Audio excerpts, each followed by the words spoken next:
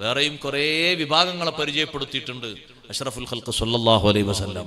ആ പറഞ്ഞ എണ്ണത്തിൽ ഇല്ലാത്ത ഒന്നാണ് വാസിലുർ റഹീം, കുടുംബബന്ധം പുലർത്തുന്നവന് അർശിന്റെ തണൽ ഓഫർ ചെയ്തിട്ടുണ്ട്. ഒരു പെണ്ണ് ഭർത്താവൊക്കെ മരണപ്പെട്ട് ചെറിയ കുട്ടികളെ ബാക്കിയാക്കിയിട്ട് ഭർത്താവ് പിരിഞ്ഞുപോയി. ആ ചെറിയ യതീം കുട്ടികളെ പോറ്റി വളർത്തിയിട്ട് പഠിപ്പിച്ച് അവരെ നല്ല ഒരു ജീവിതം കൊടുത്ത് ദീനിയായി വളർത്തി പോറ്റി വളർത്തിയ ഉമ്മ, ആ പെണ്ണിനെ അർശിന്റെ തണലുണ്ട് എന്ന് സയ്യിദുനാ റസൂലുള്ളാഹി. അതിന് ചെറിയ കഷ്ടപ്പാടൊന്നും അല്ല ഉമ്മ അനുഭവിക്കുക. ബാപ്പ ഇല്ലാത്ത ആ റോളും കൂടി ഉമ്മ കൈകാര്യം ചെയ്യണ്ടേ.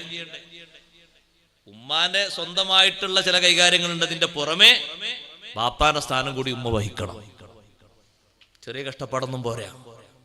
ആ കഷ്ടപ്പെട്ട് പോറ്റി വളർത്തിയ ആ പെണ്ണിന് അർശിന്റെ തണലുണ്ട്. അത് ചെറിയ സന്തോഷമൊന്നുമല്ല. അങ്ങനെ പല ആളുകൾക്കും ഓഫറുണ്ട്. എല്ലാവരും അതിൽ പെടും എന്ന് കരുതരുത്. അതിൽ പെടാൻ വേണ്ടി അധ്വാനിക്കണം. അതിനൊക്കെ ഉള്ളതാണ് ഈ ലോകം.